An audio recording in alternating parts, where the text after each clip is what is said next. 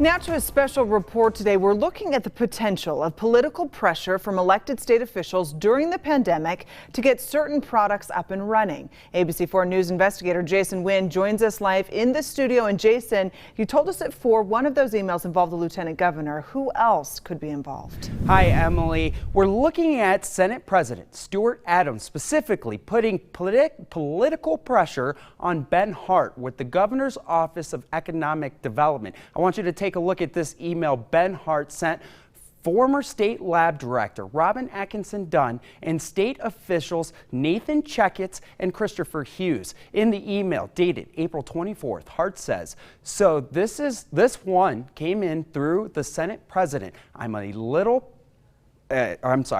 Getting a little political pressure just to see if we want to pursue." Sorry about that technical issue there, but that pressure that we're talking about involved a COVID-19 antibody test the Senate president was trying to push. That test was never purchased by the state or used as far as we can tell. Now, this is an added layer to the email Lieutenant Governor Spencer Cox sent on March 23rd to the Health Department. Well, we first showed you this on ABC4 News at 4. Back in May, we showed you how Mark Newman, the CEO of Nomi Health, rolled out Test Utah, adding, "We are breaking down every barrier we experience," and Chris Cox and Spencer Cox in the governor's office have been incredible at moving barriers as we try to figure this out. At that time, the governor, or the lieutenant governor, told me he didn't know what Newman was referring to.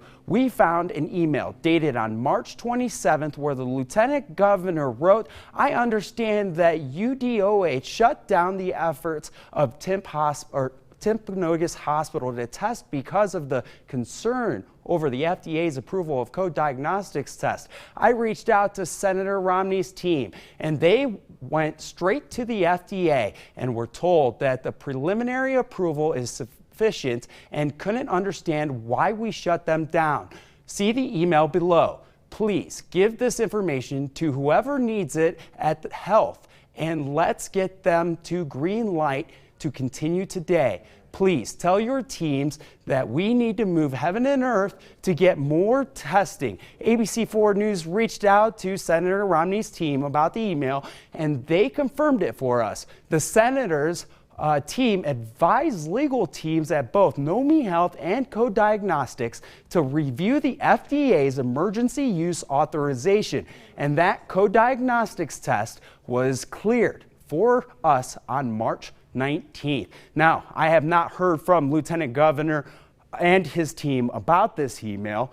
Coming up at 6, I'm going to talk to you about Co-Diagnostics, and you're going to want to hear their side of things because they talked to us about how they're still offering COVID-19 tests to Utahns through a new state contract. Till then, I'm Jason Nguyen, ABC4 News.